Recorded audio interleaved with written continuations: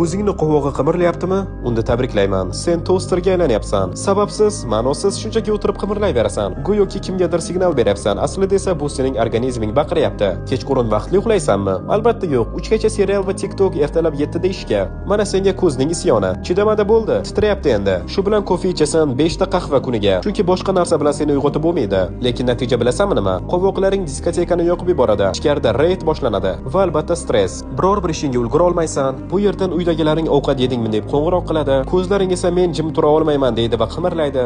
Suv ichmaysan, faqat kola va energetik. Organizm qurib ketgan xuddi Arizona cho'li kabi, qovoq esa sudralib qolyapti. Xuddi jangdan keyingi askar kabi. Ko'zni ishqalayverasan va natijada allergiya. Yoki ekran oldida 12 soat o'tiribsan. Mushaklar bardosh bermaydi. Yuzdan qochib ketmoqchidek qimirlaydi. Ovqatlanishing esa bundan ham battar. Chips, suxarik, vitamin esa 0. Magney B12 qayerda? Oxirgi marta tabiiy narsa yeganingni eslolmaysan. Organizm esa baqiryapti. Hech bo'lmasa banan ber deb. Agar ko'z qimirlayotgani bir haftadan oshsa, yana boshqa belgilar qo'shilsa, senga maslahatim shifokorga borgin. Bu oddiy bug bo'lmasligi mumkin. Shu narsalar bo'lmasligi uchun mening kanalimga obuna bo'l. Chunki mening kanalim haqiqiy shifo maskani.